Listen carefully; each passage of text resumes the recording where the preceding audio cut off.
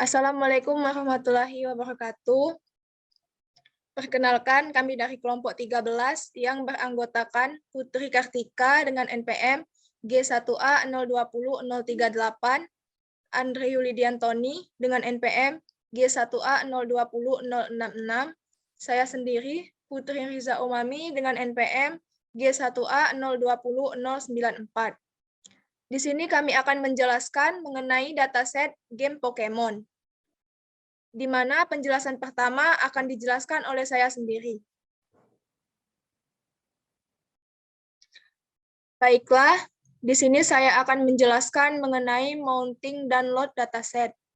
Mounting di sini berguna untuk mengkonekkan file dari G Drive ke Google Colab. Sedangkan load dataset digunakan untuk memuat dataset.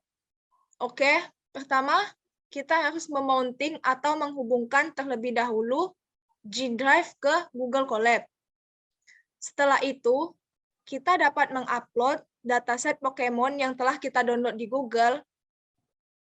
Tetapi dikarenakan filenya berbentuk zip, maka kita harus mengekstraknya terlebih dahulu dengan perintah yaitu unzip.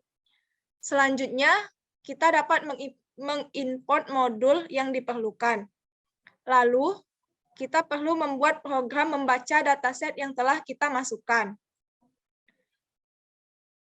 Ini merupakan codingan yang digunakan untuk menampilkan 5 data pertama dari data yang telah kita masukkan tadi. Selanjutnya, penjelasannya akan dijelaskan oleh Putri Kartika. Baiklah, saya akan menjelaskan mengenai uji visualisasi datasetnya.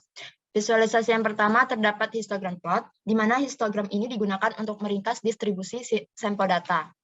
Untuk kode atau codingan ini merupakan codingan untuk menampilkan data histogram dengan codingan sns.displot, sns.displot untuk legendary dan common.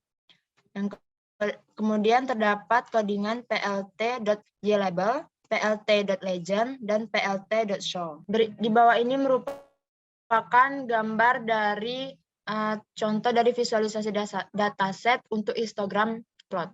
Baru di bawah.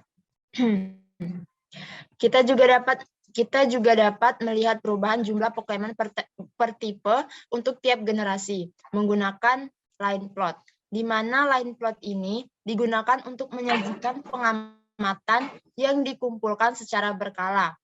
Kode ini merupakan codingan untuk menampilkan line plot dengan codingan berikut, yaitu PV sama dengan pd.pivot underscore table dengan indeks generation dan menggunakan tipe 1.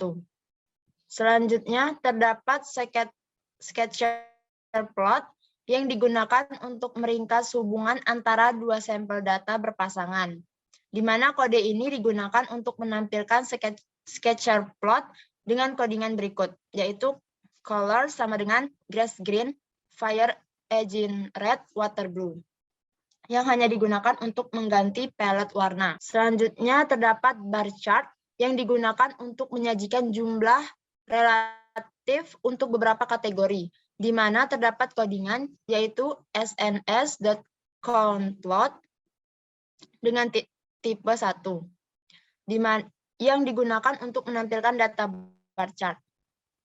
Kemudian terdapat box and whisker plot yang digunakan untuk meringkas distribusi sampel data, di mana terdapat codingannya yaitu sns.boxplot. Pada gambar, terdapat pada gambar, titik-titik pada box plot ini merupakan nilai pencilan, sementara garis di tengah kotak merupakan nilai mediannya.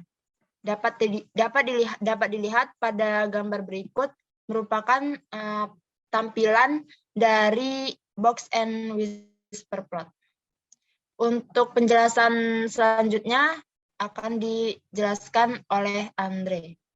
Selanjutnya, covariance dan korelasi. Sebelumnya, covariance merupakan variabel yang dapat dihubungkan dengan hubungan linier secara konsisten. Sedangkan korelasi merupakan koefisien untuk meringkas kekuatan hubungan linear antar dua sampel data. Berikut kodingan untuk menampilkan data dari covariance dan korelasi. Pada baris ketiga, digunakan untuk menginput modul Panda. Baris keempat ini digunakan untuk membaca file CSV. Berikut merupakan tampilan data dari CSV yang sudah dijalankan. Selanjutnya, untuk menghitung covariance, pada kodingan ini digunakan untuk mengimport modul. Selanjutnya, kode ini digunakan untuk mencari covariance dari data, metro, dan ratio. Untuk mengkalkulasi covariance, menggunakan perintah the covariance of x and y, titik 2, %2f. Selanjutnya, korelasi. Kode ini digunakan untuk mencari korelasi dari data, metro, dan ratio. Ini merupakan perintah untuk mengkalkulasi korelasi antara X dan Y. Di bawah ini merupakan hasil dari covariance antara X dan Y. Didapat dengan hasil 288,04. Untuk korelasinya sendiri, antar X dan Y, didapatkan hasil 0,82. Lalu, selanjutnya, merupakan perintah untuk mencari nilai mean pada dataset tadi, yang di mana X-nya adalah metro dan Y-nya adalah ratio. Untuk menampilkan nilai dari mean, saya menggunakan scatter plot, yang di mana bisa dilihat di bawah adalah gambar dari scatter plotnya sendiri. Selanjutnya, ini merupakan perintah untuk mencari korelasi untuk dataset yang gagal atau tidak. Yang di mana apabila dataset itu gagal, maka akan menampilkan suatu kalimat seperti tidak ada korelasi dalam kurung gagal menolak. Dan apabila ada korelasinya, maka akan menampilkan kalimat berupa beberapa korelasi.